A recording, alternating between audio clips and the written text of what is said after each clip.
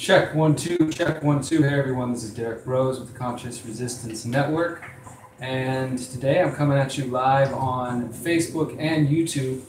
So we'll see if this works out all right. We're going to get started in just a moment. We're going to let everybody gather up for just a moment, so please stay tuned.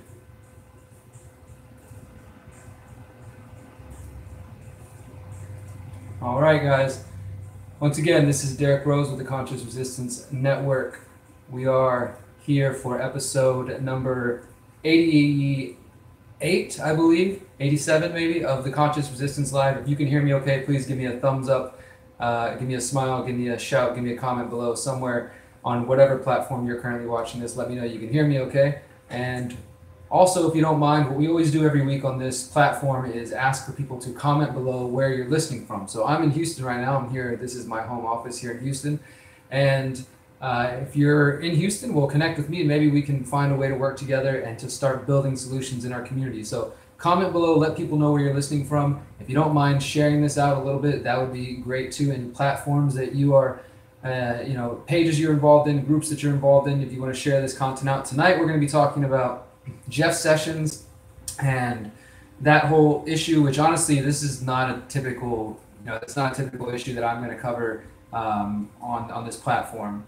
You're not going to hear me typically get into what the mainstream is talking about and what they're going on about. But tonight we're going to talk about how this mainstream issue of, oh, Donald Trump fired Jeff Sessions and everybody's in an uproar about it, how that relates to deeper issues, okay? So hang on for that. We're also going to be talking about a researcher involved with genetically modified potatoes coming out and releasing some important information in the last couple of days. And of course, we also are going to touch on a couple of stories from our website, theconsciousresistance.com. So if you're new here and you've never checked out our website, please do check it out real quick. For those who are watching via Facebook, I'll give you a quick look at what our platform looks like. Let me see if I can show you this. There you go. This is our website you're looking at right now.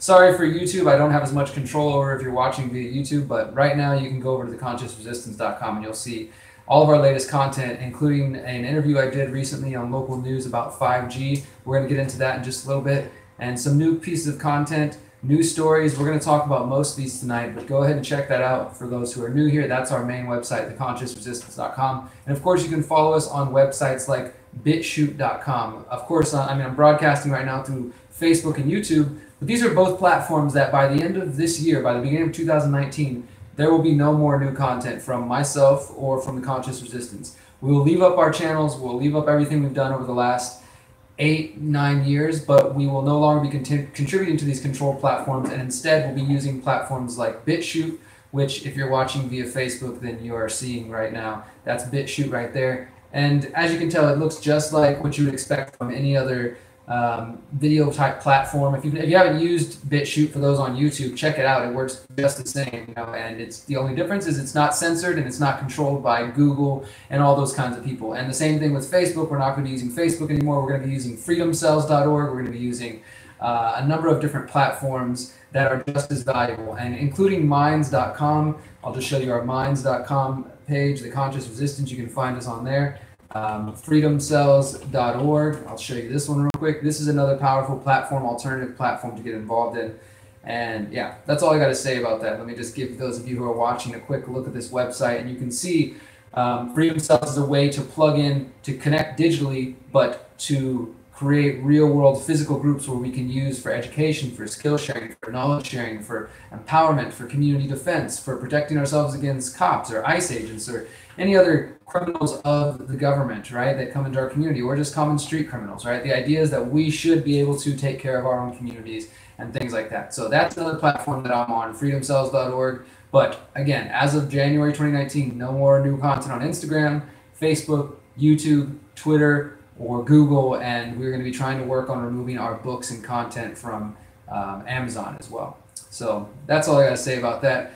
Now that I think we've got enough people watching on both platforms, we'll go ahead and get into this information. Once again, comment below, let people know where you're listening from. If you're just tuning in or you're watching this after, if you're not watching live, you can go ahead and look through these comments and you'll see some people from Tampa Bay, from LA, from PA, a couple people from PA, from Missouri, from Massachusetts, from New York, from all over the world who are tuned into these conversations, from the UK. And it's an opportunity to connect. If you're here, if for whatever reason, at this moment in space and time, we are connecting through this digital platform, we're able to connect and share some knowledge, then there must be a reason for that, right? You can either continue to scroll and go about your day, or you can stay here and we can converse and we can have dialogue. I will be checking the comments throughout the show, so if you have something to say or a question or a comment, please feel free to say that. And the other thing that I want to mention that we're going to talk about tonight, and then we'll get into a couple of news stories, but one of the topics we're going to talk that's not news related, that's more, I guess, on the philosophy side and about the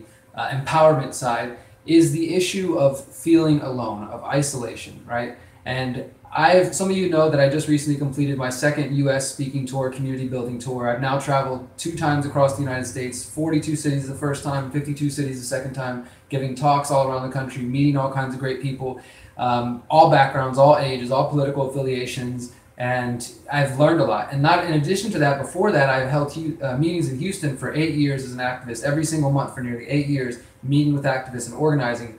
And I've come to see that there are so many people who care about the things that some of us here care about and the information that we're coming across here, but they feel like they're alone. Maybe they're in some small town in the middle of nowhere and they feel like they're the only one that cares about the environment, or cares about the growing police state, or cares about surveillance, or cares about freedom and things like that, right? Or even if you're in a big city like me, for example, here in Houston, that doesn't necessarily guarantee that you're going to be plugged in with awake, aware, concerned individuals. A lot of times we end up feeling alone. So we're going to get into that and maybe some ideas, some solutions. What do you do when you feel alone? And I'm going to share some of my personal experience on that as well, because other than this Facebook page and this YouTube channel that you guys are on right now, I really have no social interaction with the world. I tend to focus a lot of energy on researching and promoting these concepts and doing videos and articles, and just, I'm consumed by this because it's what seems important to me and valuable to me. So this is what I spend my time on. But especially after I deleted my personal Facebook account, I did feel a bit of isolation and I don't know if you want to call it withdrawals or whatever, but at the same time, we know how powerful Facebook is, that it affects us on an emotional level. This has been shown, studies have shown that Facebook can make people depressed. They can manipulate our emotions, these social media tools. So it's important to stay in tune with yourself. I personally felt like it was healthier for me to delete my Facebook and to unplug, so I wasn't so sucked into that world and concerned about debating people and whether or not I had this amount of likes or whatever. It was always about reaching people, but it starts to become a drain, and it was just too much. So I feel better ultimately, but we'll get more into that. First off, let's get into the news of the day. And I guess I'll start with the more mainstream things. As I told you guys, I don't tend to talk about the mainstream BS because it's usually just that, it's BS, right?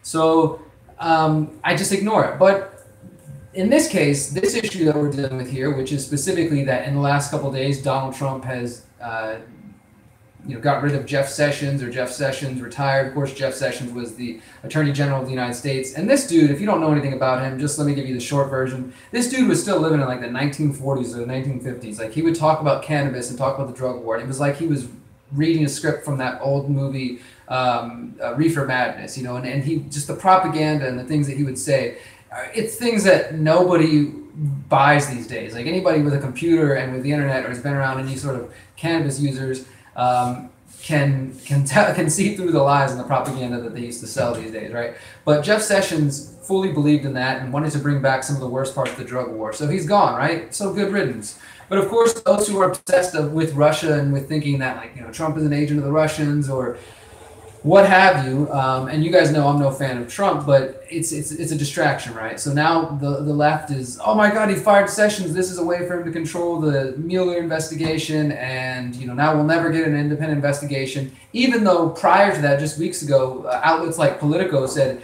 hey, be warned that there's the investigation is coming to a conclusion and it might not be what you guys are looking for. Meaning there's going to be no hard conclusive evidence of any sort of Russian collusion of hacking the election, right? And this is what they've been chasing for almost 2 years now.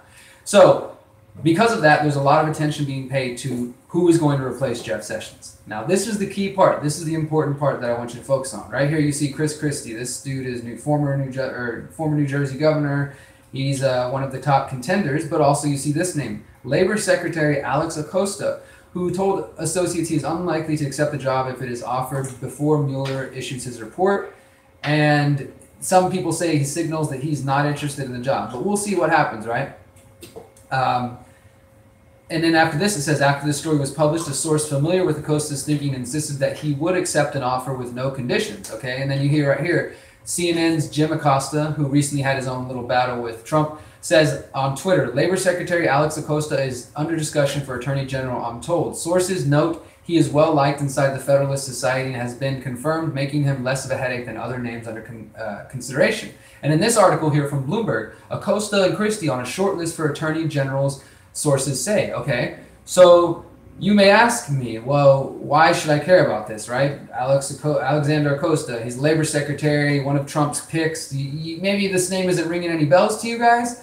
Well, let me refresh your memory. If you watched our show last week, or if you've taken the time to visit theconsciousresistance.com, then you will see this. You will see that we recently put out a documentary called Bringing Down Jeffrey Epstein. You can go over to our website, you can visit all of our channels, and you can see the page that links you to the full documentary right here, Bringing Down Jeffrey Epstein. And this includes the transcript, the sources for everything that we say in this documentary. I wrote it and researched it myself, and a friend of mine produced it. I'm asking you, imploring you guys to go see this. But let's just do a quick Control F for the name Acosta in my script here. And what do we find here? Another important connection between Donald Trump and Jeffrey Epstein, and Jeffrey Epstein, of course, is the convicted pedophile billionaire who got away. He's the focus of this documentary, Bringing Down Jeffrey Epstein. He's connected to Hollywood elite, to the Clintons, and to Trump. Another connection between the two men is the fact that Alexander Acosta, Trump's appointment to Labor Secretary, is the same attorney who helped seal Epstein's non-prosecution agreement. In the spring of 2017, former Miami U.S. Attorney Alexander Acosta was nominated by Donald Trump and approved by the U.S. Congress. When he was questioned during his nomination hearing regarding his role in Epstein's deal, he downplayed the collusion and claimed that there wasn't enough evidence to convict Epstein. And he basically says that he was under pressure. And at the end of the day, like I say in this documentary, whether he was pressured by some people who were harassing him to make sure that Epstein got away with a good deal, or if he played a vital role, at the end of the day, it was his position, his decision-making that led to Jeffrey Epstein being given this quote-unquote sweetheart deal where he got away with only 12 months in a county jail instead of an actual prison, where he was able to leave for 16 hours a day for work release, where he was still able to go fly to his private island once he got released on house arrest. And this is after more than 40 underage girls came forward saying that he molested them and raped them and these pedophilic acts. And this dude, because of his connections, gets away with a slap on the wrist and continues to walk around free to this day. And 10 years later, people are still seeking justice. My point? The man who helped him get out of that deal is now being considered for the Attorney General of the United States. That would make him the most powerful lawyer in the country. Now, let's imagine that he did cut a deal with Epstein there and worked with Epstein on that. We already know that Epstein was working with the FBI and apparently gave the FBI some information. And we know that some of Epstein's girls, the girls that he took there and made a part of his sex ring, said that he videotaped the acts that he was involved in. So there might be videos of high-profile, powerful politicians and celebrities out there involved in acts with young girls. And so he has the ability to blackmail people.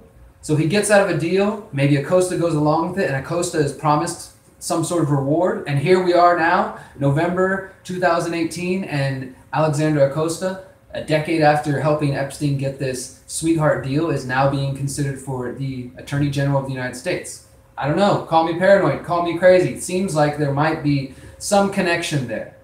So what are your thoughts on that? Have you guys heard about this? Have you looked into this? Did you know about this whole Jeff Sessions situation? Did you know about Alexander Acosta? If not, I ask you again, please go visit our website right there. You're looking at the link, or if you're not watching on here, you can see it on our website, theconsciousresistance.com, and you can see the latest information there. So yeah, please do check that out. I mean, these people, you know, we just had an election this week, right? Just a couple of days ago, and maybe we should talk about that too on this show, I guess, while we're at it, because I'm a non-voter. Go ahead, shame me, throw things at me, throw things at your screen if you feel inclined. And we've done plenty of content talking about this, about how, you know, my five tips last week for voters, and I can read those again if we want to get into that. But for now, what I want to say is that, you know, I'm not a voter, and it's because things like this, Jeffrey Epstein, you didn't get a vote on him, right? Maybe the attorney general, if some of you paid attention to more than just senators and just presidents and just those specific politicians they tell you to pay attention to, maybe if you paid attention to other positions where people still have power, like in this case, I've identified there's a judge that in the Epstein case that kept documents from being made public. There's Acosta, who his role as the attorney general out there, district attorney in the Florida area, was able to help him get away with this. There's another woman. There's like 4 or 5 people, different people in positions of power who helped cut these deals and help this man get away with it, right? And then probably other more high-profile people behind the scenes.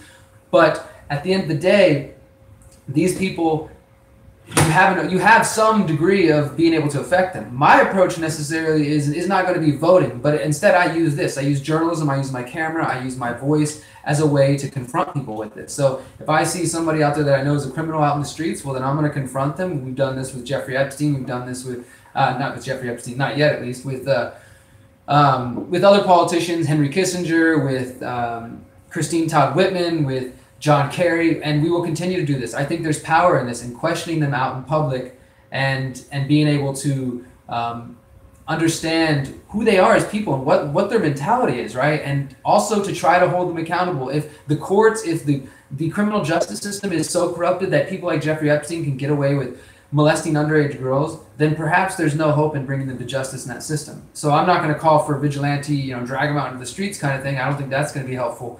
But we need to make it where these people are known as criminals. We need to crowdfund billboards in their neighborhoods. We need to crowdfund, flyers all over their neighborhood and make it known everywhere they go, everywhere they shop, everywhere they live. People know who they are and what they're about. I think there's power in that.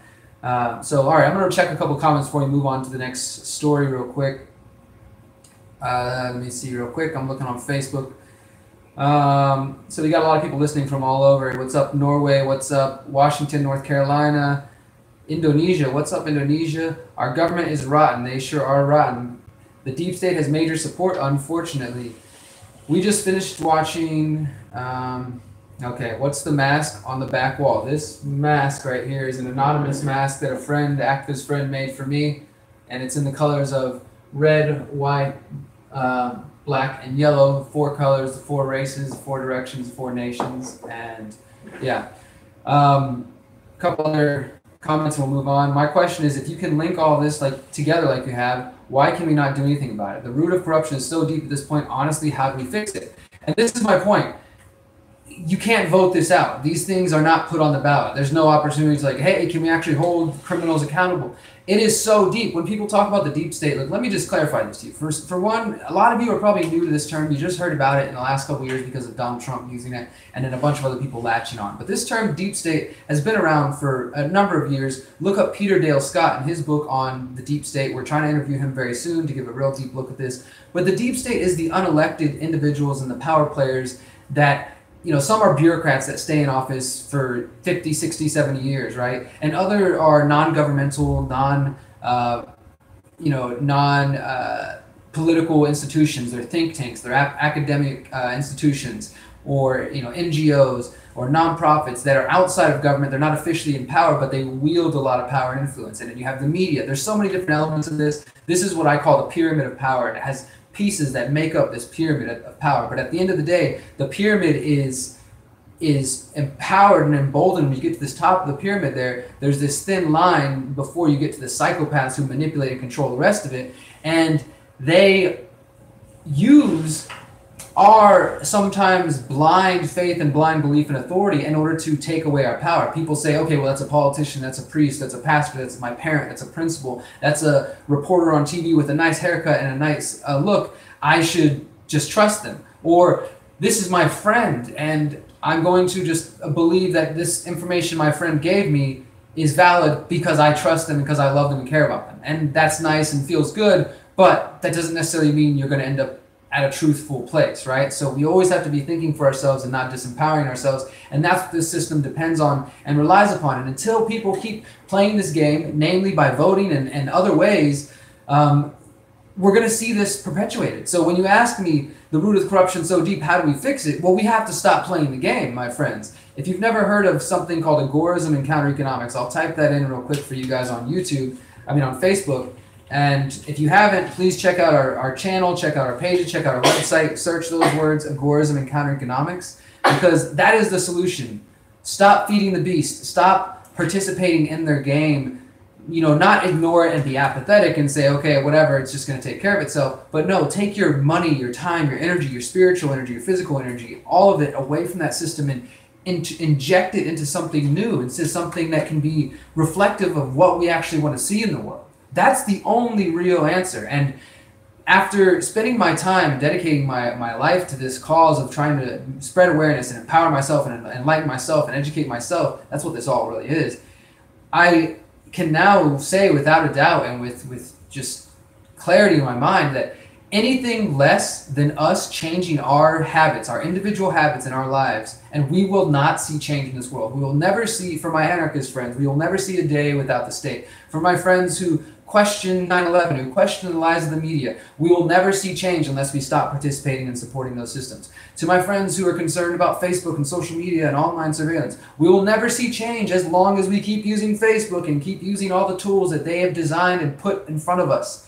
And if you read a book called Surveillance Valley and some of the other research available, you start to realize that things like Facebook, social media, the internet itself, and all of this technology was already in the hands of the military. It was already designed and controlled. It's been a slow rollout that they can put out and just give us enough that the people, us, use it in a way to sort of enslave ourselves and give them all the information they need about us. So at the end of the day, now that I'm done ranting, we're going to get into some more news. At the end of the day, the only real change is going to come from changing our actions. So again, anything less than that, anything less than changing your actions and saying, I will no longer support the Federal Reserve System. I'm going to start researching things like cryptocurrency or, other, if you're not ready for cryptocurrency or, you're afraid of cryptocurrency, then you look into alternative paper currencies, create a localized paper currency, look into silver or gold or barter networks or time banking or any other way that you can trade value and still live your life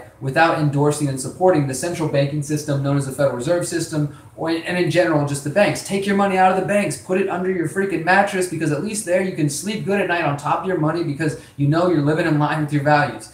Because if not, then you're just, 10 years ago, the whole world was, just recently, they celebrated 10 years since the world got robbed blind by the banks as part of the 2008 financial crisis. And what happened? Well, these banks robbed people all around the world. We have friends right now listening from UK, Australia, Germany, Indonesia, all over the world. There are people affected in our lands all around the world by these people, these bankers.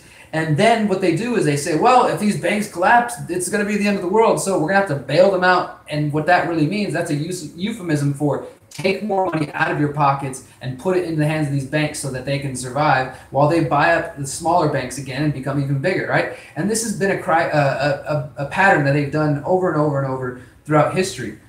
And yet, some of you out there watching this have your money in these banks. You literally are keeping your money in the hands of people who want to steal from you, who want to destroy our communities, who want to break down our communities, who want to just take from us. They don't give a damn about your community. They don't give a damn about what it looks like. They don't care about the people there. Support a local credit union. If you're not ready for cryptocurrency, or if you're afraid of it, or if you just have, you're apprehensive about it, support a local credit union. Get your money in a local credit union if you must have them in some sort of institution.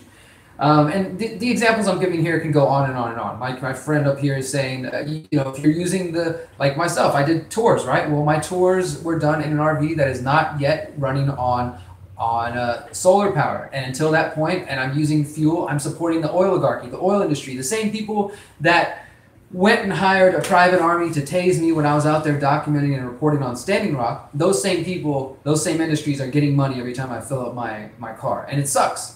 But I'm not at that point yet, but I'm looking in that direction, and that's what this is all about. So it might be overwhelming to think like, oh my God, I'm so plugged into the system. I've got a bank account, I got a 9 to 5, I've got all this stuff going on at the present moment, but you can still find a way to exit from that. And you will if you put your energy into it, if you actually think and you take steps. But just saying, well, things suck, and I hope one day somebody comes up with a solution for the problems we're dealing with, is not going to solve things. It's not going to fix things. You have to say, I'm not going to participate in this anymore.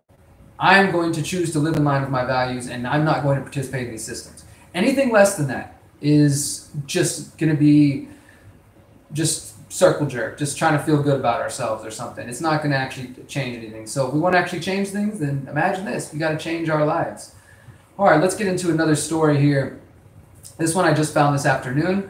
It's coming from ecowatch.com, and it was reported just 4 days ago. GMO potato creator now fears its impact on human health. This is really interesting because, of course, we're told all over the world that genetically modified, genetically engineered foods have been proven safe time and time again. They pull out these studies and say, oh, we did 20 years worth of research and everything's fine. There's nothing to worry about.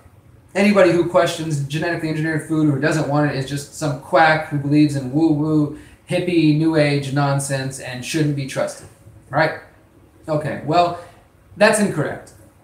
I'll say this. At the very least, we should reserve the right to still be skeptical of a technology like genetically engineered, genetically modified food because we don't know. It's one of these things just like geoengineering the skies. It has to be tested. It has to be put into the population, let people eat it for a couple generations, and then we'll see how they respond to it. You can't really test that in a lab. And so, but let's put all that aside right now and let's just observe this latest piece of news in an objective way, okay? So what this story says here is that Caius Romans, who was a director of research at Simplot Plant Science, is from 2000 to 2013, so not too long back, about 5 years ago, where he led the development of the company's genetically engineered innate potato.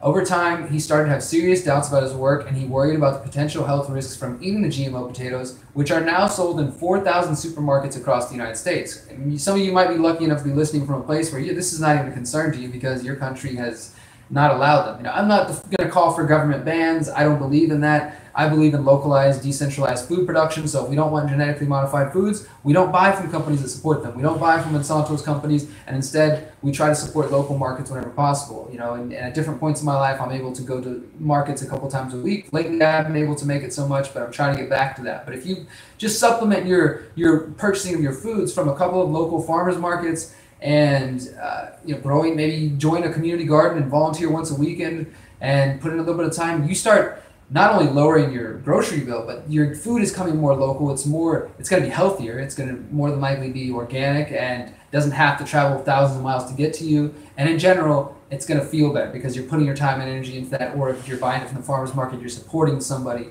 and that's getting away from this centralized food production system as well as the genetically engineered food production system. So Mr. Romans here says his concerns about the GMO potato led him to write a book called Pandora's Potatoes, which was recently published. It's a case study about how a scientist's initial enthusiasm about genetic engineering turns to doubt and fear as he realized the hazards the technology can create. And there's an interview here with him in EcoWatch that is worth your time. I'm just going to read a couple of sections here for you, but I will link this to you guys so you can watch this, or you can read this.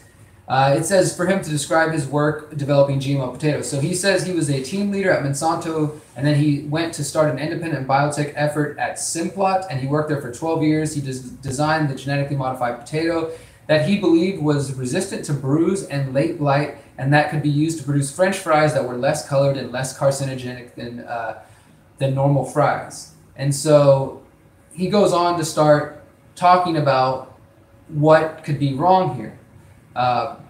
This is what he says. He says, ex-colleagues of mine had shown that PPO silencing, PPO is a gene inside potatoes that causes browning. So he said PPO silencing increases the level of alpha amino adipate by about 6-fold.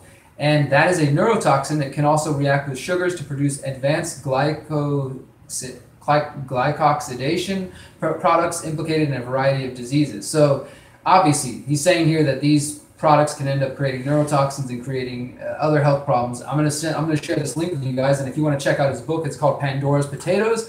Maybe we can reach out to him and get an interview on video for the show one of these coming weeks. But this just shows you that the debate on genetically engineered food, although some people would like you to believe that the debate's over and there's nothing else to be said, everything that's can be said has been said, is totally incorrect. And I just want to show you another article real quickly here that I wrote a couple of years ago that I always refer back to when I talk to people about genetically modified food, because look, I'm not anti-science and I'm not anything of that sort, but I definitely know that there's reason to question When all of the media comes together, when the media comes together and starts saying that anybody that questions genetically modified food or any specific topic, right, they say that they're idiots, and the government wants to force it and push it on us, and you have people like Bill Gates who talk about depopulation and talk about crazy things like that, pushing it and reinforcing that, and then you see them over and over pushing these narratives that you know have been debunked, like saying that genetically modified food is going to save starving kids in Africa and things like that. All those claims have been debunked. Like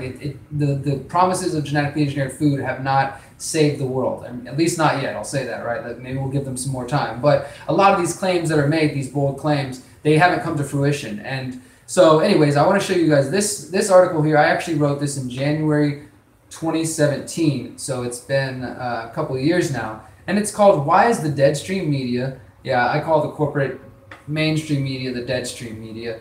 Why are they ignoring these genetically modified studies? So this one is interesting right here.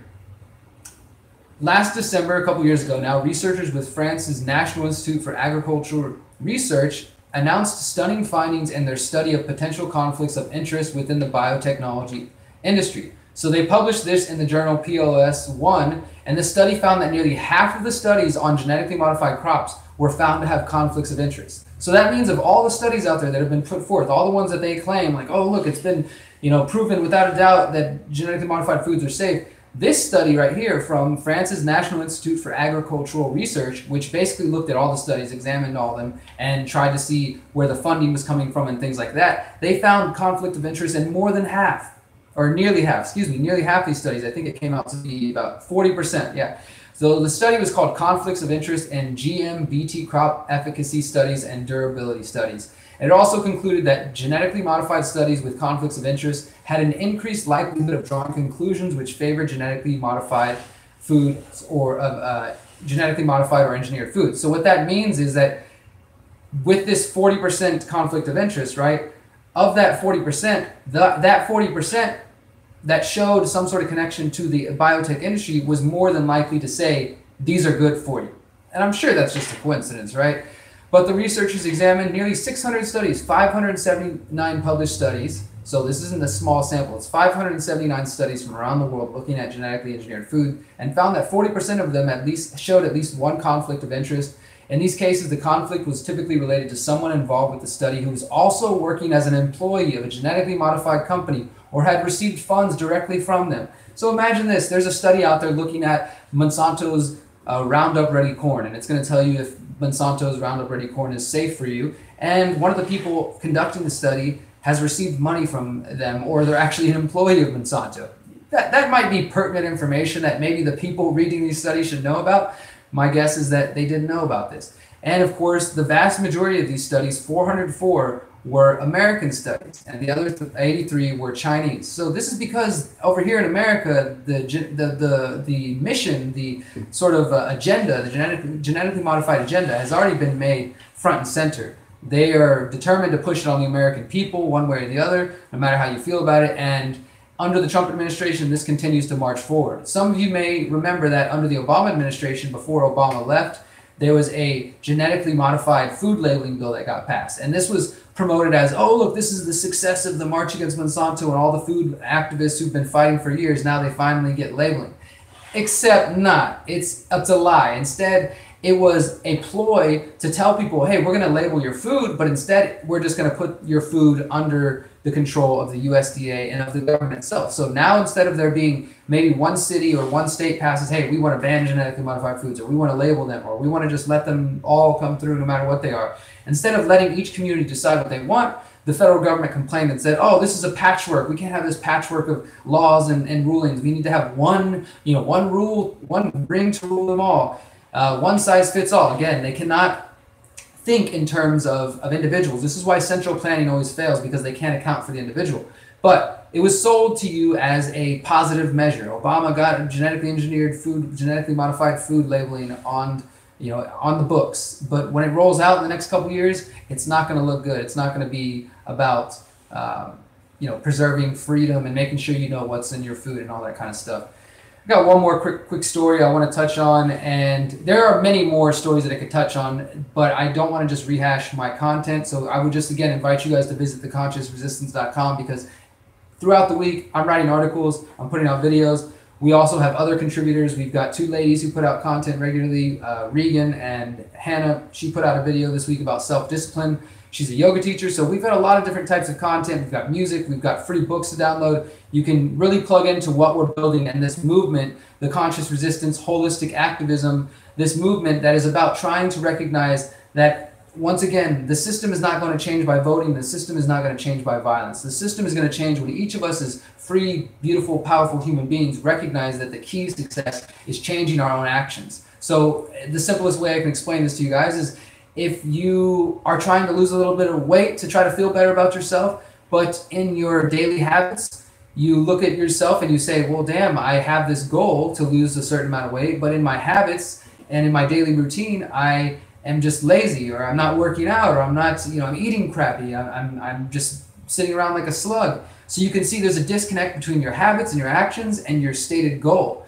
In that same way, if your goal is to create a better world, a world free of force, violence, and coercion, and a world where these type of people like Jeffrey Epstein do not get to run free, and their friends and their connections are the ones in control. I mean, everything is so backwards. If you don't want that world, well, the only way that's going to take place, the only way that goal will be achieved, is if you start to change your daily habits and actions so that they align with that. And you say, well, these people continue to operate because I'm using their money, because I'm using the banking system, or because I'm watching their TV shows, or because I'm giving them my energy, because I'm giving them my vote, because I'm paying attention to them.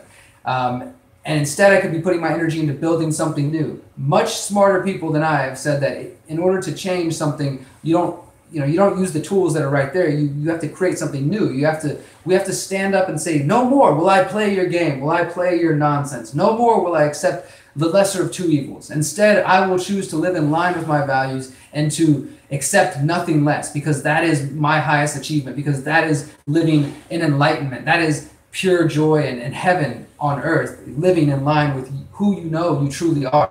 And anything less than that can be a torment. It can be hell, because you know that you are accepting less than what you're capable of. This is what politics does of people. It asks us to accept less and to compromise and to not claim the true power that we have and that we deserve and that we are capable of wielding. And together, as free, powerful, beautiful beings who put our minds and our hearts together, and we start thinking about solutions that don't involve force, coercion, and violence, we are changing the world, one person at a time. All right, sorry, I've been ranting a lot tonight. Apologies for that. Last story, and then we'll get on with it. All right, so this one I wrote a couple days ago.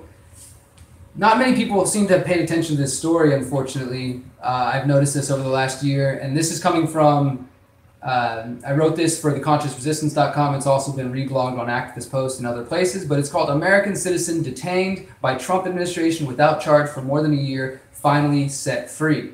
Now, if you're reading that title and you're wondering what the heck I'm talking about, basically, more than a year ago, in September 2017, there was a man who was kidnapped and taken in by ISIS, and then he was handed over. Once ISIS was kicked out by Kurdish forces, they took him, and then they eventually handed him over to the U.S. government. The U.S. military accused this man of being an enemy combatant and saying that he had been tied to ISIS in some way. And look, I'm not going to defend this guy by any means, okay? He's an American, I'll say that, right? Some of you might read his name. He's an unidentified man for his own safety, but the New York Times did report that his real name was Abdul Rahman Ahmad al-Sheikh.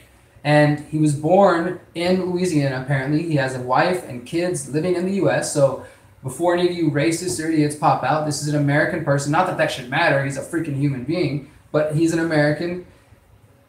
He claims he went to Syria to document the fight against ISIS as a journalist, as a freelance journalist, and that he was captured, and that in order to gain his release, they forced him to work with them.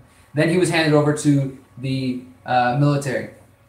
Now, once those circumstances took place, essentially the Trump administration tried to bar this man from having any access to a lawyer. For 4 months, they kept him from having access to a lawyer. And almost, this story almost slipped below the radar, and his existence might not have ever been revealed to the public if it wasn't for the Daily Beast. And I don't follow the Daily Beast a lot, but thank you to the Daily Beast for whoever put this story together and put it out there, because if they hadn't done the initial report telling us that, hey, an American citizen has been detained without access to a trial and is being held indefinitely, some of you may remember in 2011, the end of 2011, Obama signed the National Defense Authorization Act of 2012. This is a yearly military budget bill, but in the 2012 version, they included certain provisions, Section 1022, that allowed for the indefinite detainment of American citizens who are considered terrorists. And of course, the government gets to define that however the hell they want. And Obama signed it into law and said, well, I won't use this, but who knows if somebody else will in the future, right? Well, here we are, and it seems that, although this hasn't been officially reported, that this is probably what's happening is the Trump administration, the military, used the National Defense Authorization Act of 2012, that specific provision, and they tried to hold this man indefinitely. They tried to keep him from access to a lawyer, and they didn't notify anybody. And that's exactly what the NDA 2012 says, is that your family doesn't have to be notified if they come kidnap you off the streets. They don't have to give you access to a lawyer. They don't have to give you a trial. They can just hold you as long as they want because you're a freaking terrorist or an enemy combatant. And that's exactly what they tried to do in this case. Fortunately, it got reported. Fortunately, the ACLU, the American Civil Liberties Union, stepped up, and they've been fighting for this man for over a year.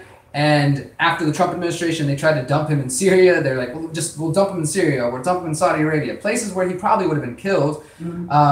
He was able to successfully argue for his release, and he was now released to a third country of an unknown origin. And I mean, this isn't necessarily a total victory. This dude's born in America, but in terms of his release, were that he had to get dropped off in some other foreign country where he might not have any family, he might not know anybody, he might, he could still end up in a bad place, but he's at least not in prison right now being tortured by CIA or goons or military goons. And yeah, this is just an example. These kind of things happen all the time. And so while you have people saying, well, I want this politician or that politician, the vast majority of these politicians support these kind of measures. The vast majority of these politicians support the war. They support detainment. They support surveillance. These things are never up for debate. These issues, these core issues here that affect all of us. Yes, there are other issues that affect all of us, but these are the core issues that are a part of it, right? And you can say, well, this guy shouldn't have gone to Syria, right? Or when it comes to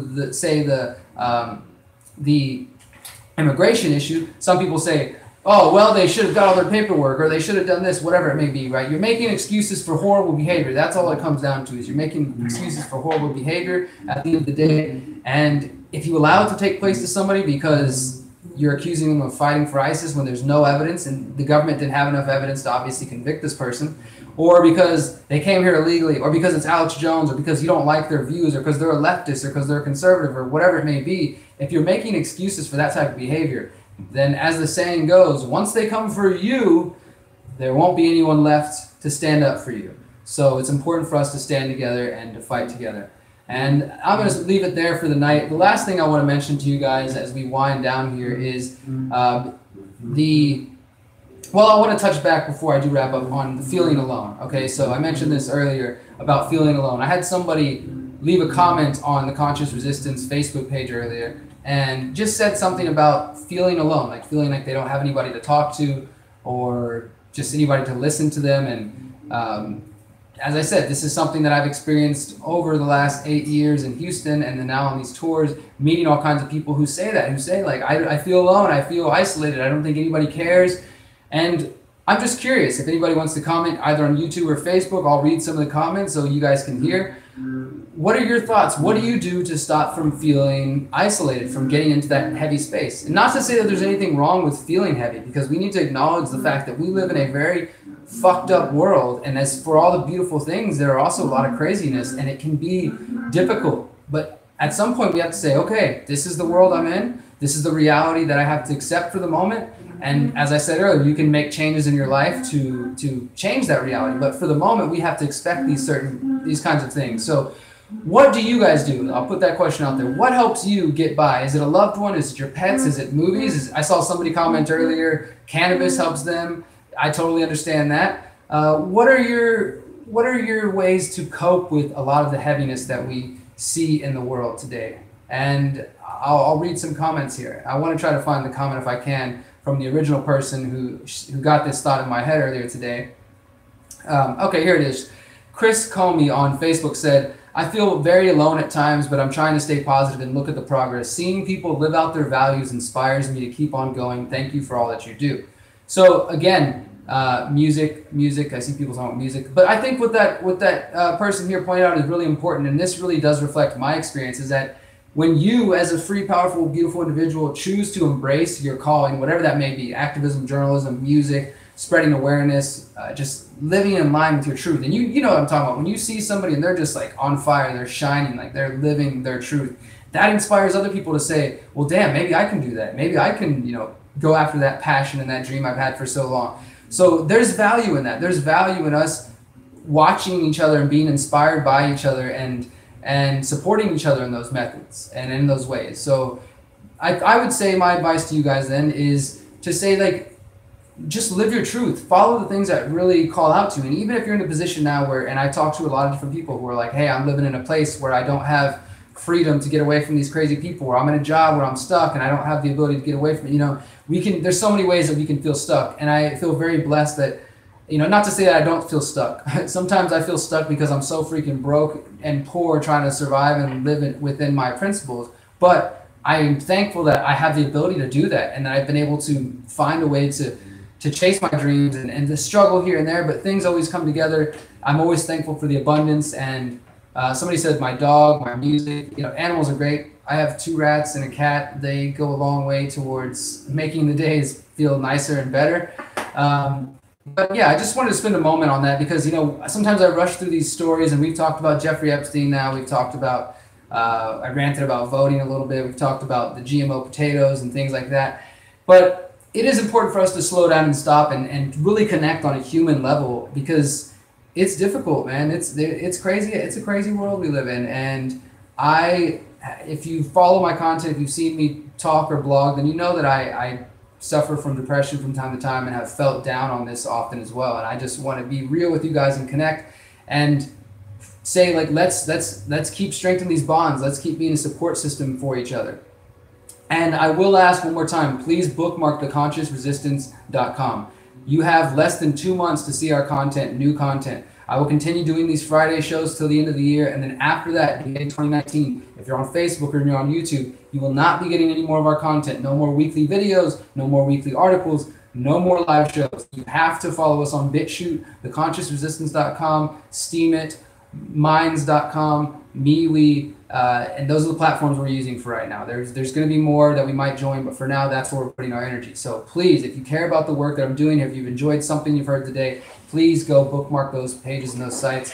I'm going to just check out a couple comments. Keep up the solid work. I saw your presentation about 5G to the town council. Thank you. And on that note, as we wrap up here, if you guys care about 5G, if you want to help me fight against these crazy people in their efforts to bring 5G to Houston, and from Houston, Houston's the fourth biggest city in the country, the United States. If we can slow it or stop it here, it might help the rest of you guys in smaller cities. So I need your help, because I don't see anybody else fighting in LA or in New York, any of these bigger cities, or Chicago. So if we can push it in Houston and slow it down, then there might be help for other people. I will show you on our website right here. I just put another report up this morning. I've been to city council twice now. Those videos are on here. And I was on local news recently talking about 5G. You can find that on our website. But in the coming weeks, I'm going to need your help. I'm going to put out a video asking you guys to email and to call the City Council of Houston as often as you can for days. And I need as many of you, if you're hearing this now and this matters to you, and you actually want to have an effect, and you're sitting at home and you think, like, I don't have time to go get involved,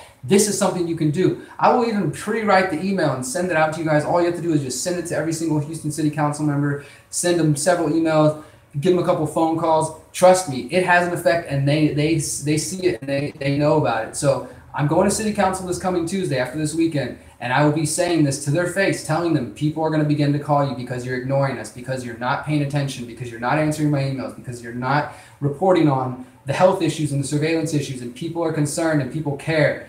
So I'm going to need your help wherever you're listening from, Houston or otherwise, whether you're on this side of the world or another side of the world. I need your help. I need you, this coming week. So again, please just look out for that. I'll give you some warning. There'll be a video going around. If you're following our channels, surely you will see that.